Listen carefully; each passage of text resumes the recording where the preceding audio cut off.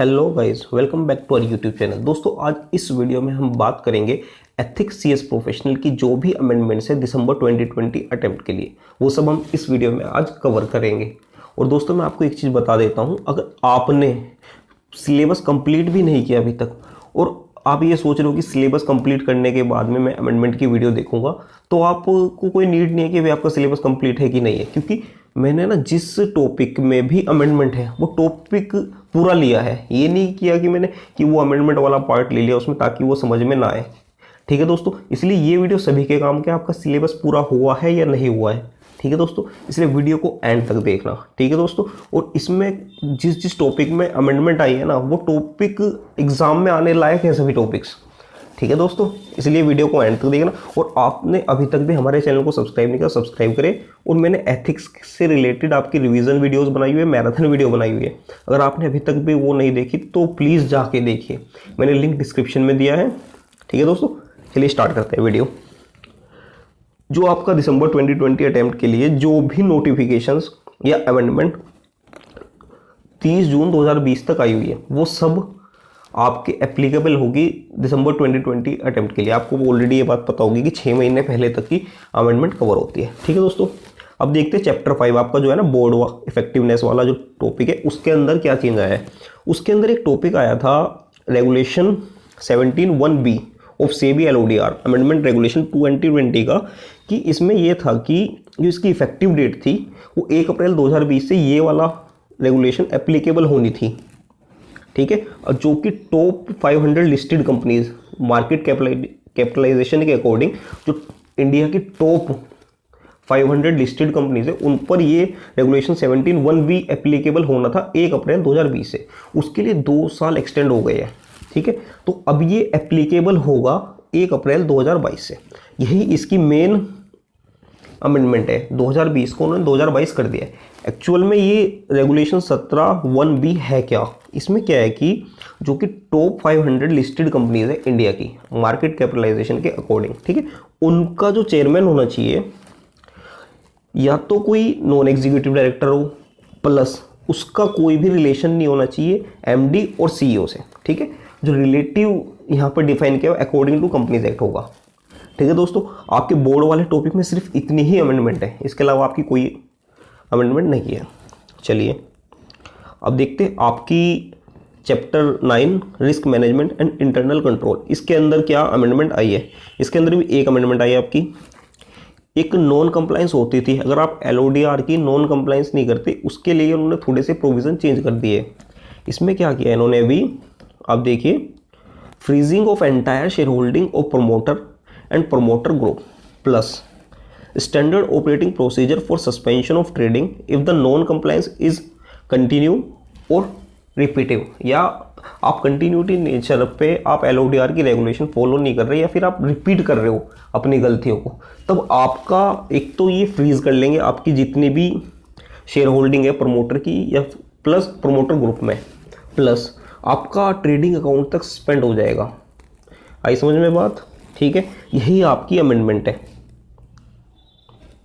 चलिए आप इसका स्क्रीनशॉट ले सकते हैं, अदरवाइज अगर आपको ये PDF चाहिए तो इस PDF को आप हमारे व्हाट्सएप ग्रुप का लिंक मैं आपको डिस्क्रिप्शन में दे दूंगा, आप वहाँ पर जाके हमारा व्हाट्सएप ग्रुप ज्वाइन कीजिए और आपको मैं ये PDF उधर मिलेगी आपको। ठीक है दोस्तों, और जो ICSI की तरफ से जो PDF है जिसके अंदर सप्लीमेंट है एथिक्स का, वो मैं आपको लिंक डिस्क्रिप्शन में दे दूंगा। ठीक है दोस्तों,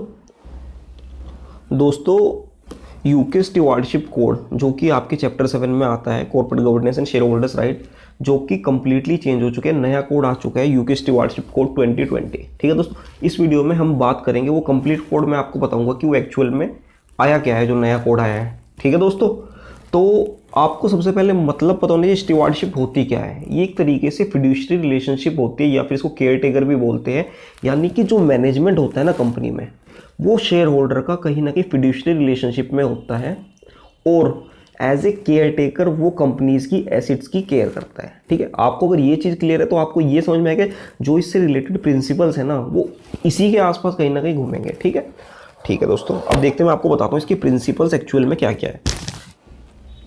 दोस्तों, UK स्टीवार्डशिप कोड 2020 में जो 12 प्रिंसिपल्स है, उसमें से जो स्टार्टिंग के 5 है वो पर्पस एंड गवर्नेंस से रिलेटेड बात करते हैं। जो नेक्स्ट 3 प्रिंसिपल है वो इन्वेस्टमेंट अप्रोच से रिलेटेड बात करते हैं।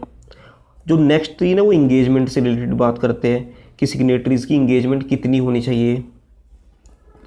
और जो लास्ट अप्रोच है ना, जो लास्ट प्रिंसिपल है वो राइट एंड रिस्पॉन्सिबिलिटी के बारे में बात करते हैं। ठीक है, अब बात करते हैं मैं एक एक करके, मैं आपको थोड़ा एक नॉर्मल लैंग्वेज में बताने की कोशिश करूंगा क्योंकि अल्टीमेटली आपको याद करना है। मैं तो एक तरीके से आपको एक नॉर्मल लैंग्वेज में सिर्फ ये बता सकता हूँ कि एक्चुअल में है क्या।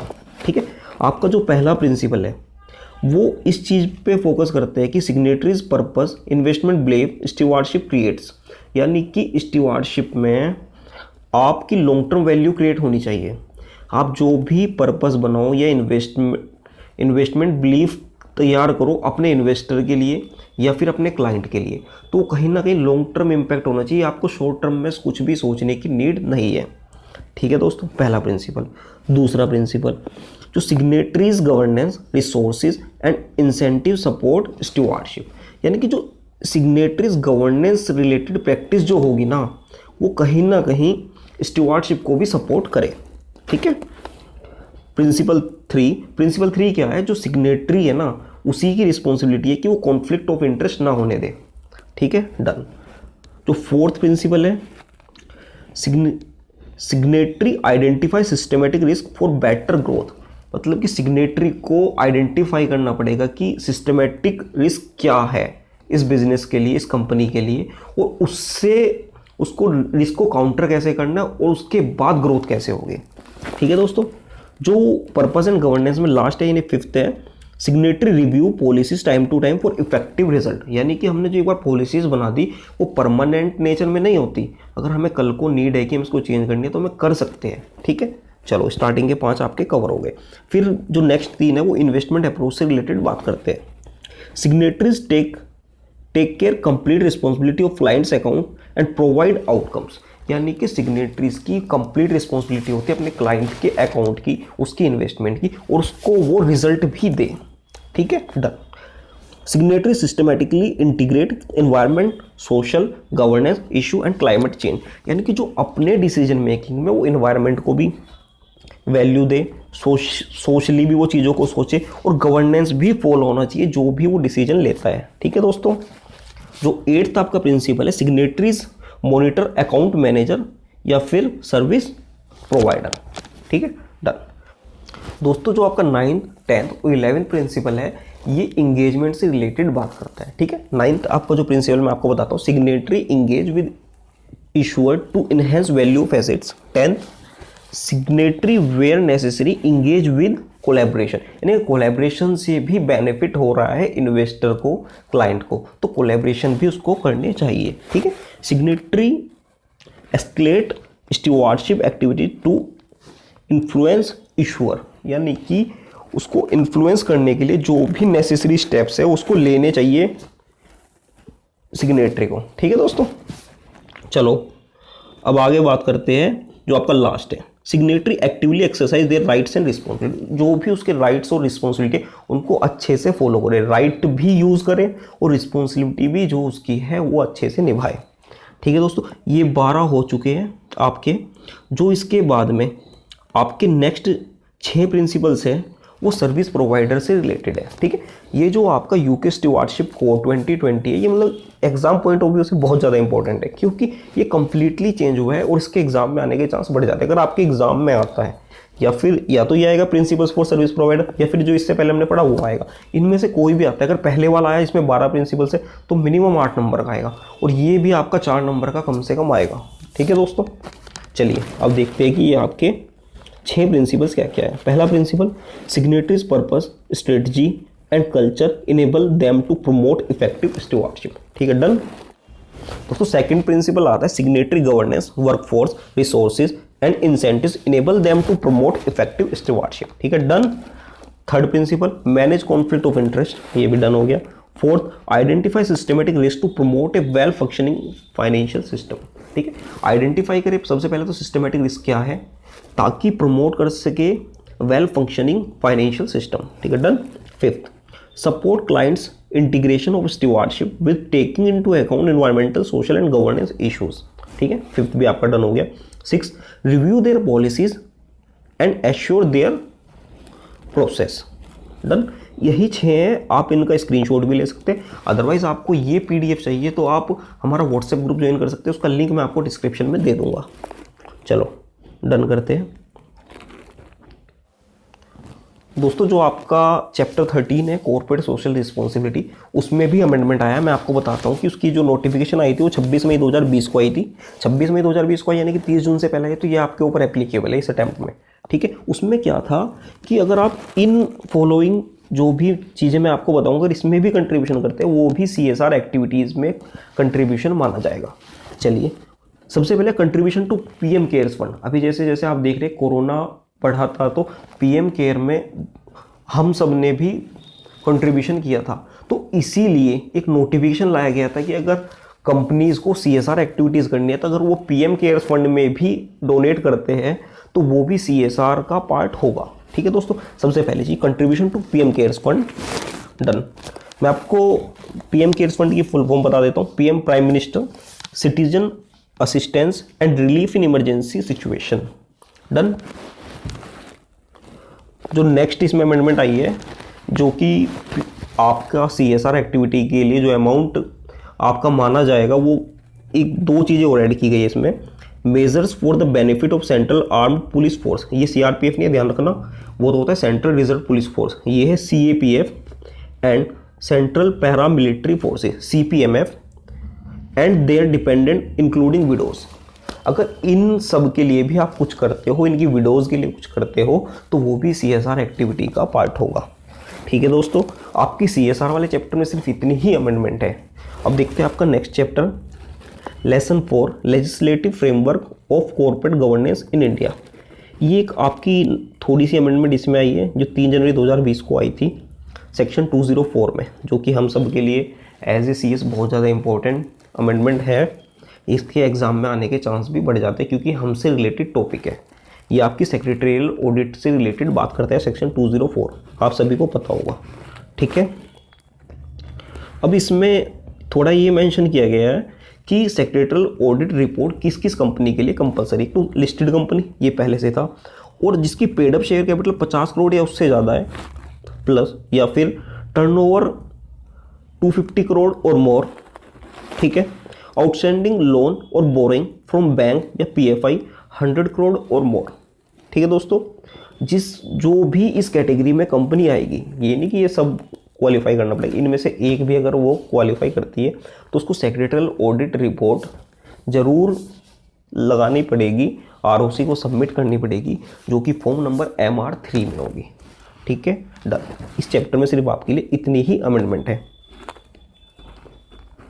अब आपकी लास्ट अमेंडमेंट आती है चैप्टर 10 में, जो कि है corporate governance in banks, insurance and public sector companies.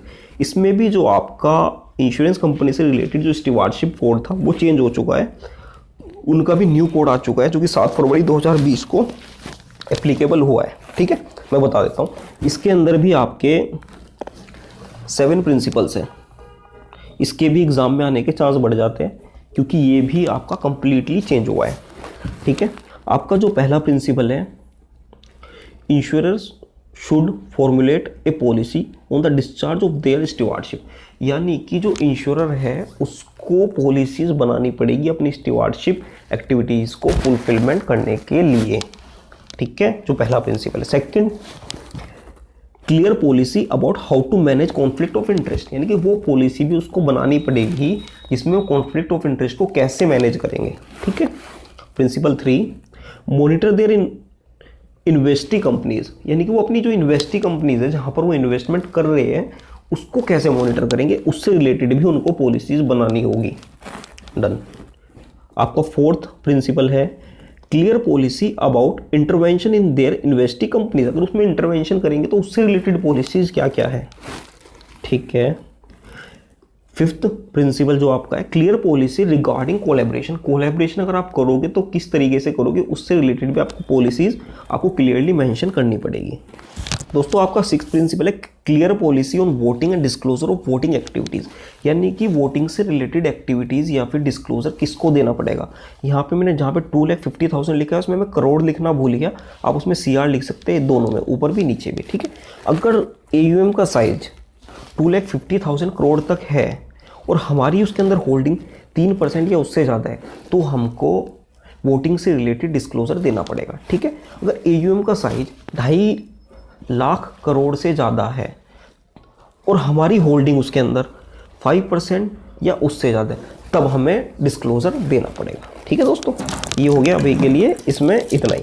अब आपका जो 7th प्रिंसिपल है उसमें insurer report periodically on their stewardship activities, यानी कि आप अपनी स्टीवार्डशिप से रिलेटेड जितने भी एक्टिविटीज़ करते उसकी एक पीरियडिकली रिपोर्ट आपको देनी पड़ेगी। ठीक है दोस्तों, ये आपका जितना भी एथिक्स का अमेंडमेंट वाला पार्ट था वो कंप्लीट हो चुका है। और आपकी जो नेक्स्ट वीडियो में कवर करूंगा, मैं उसमें कवर करूंगा आपके ITSA में जो भी अमेंडमेंट आई है वो सब कवर करूंगा। और आपने अभी तक भी हमारी एथिक्स की रिवीजन वीडियोस नहीं देखी या फिर मैराथन वीडियो नहीं देखी तो प्लीज़ जाकर देखिए, मैंने उसका लिंक डिस्क्रिप्शन में दिया है प्लेलिस्ट का।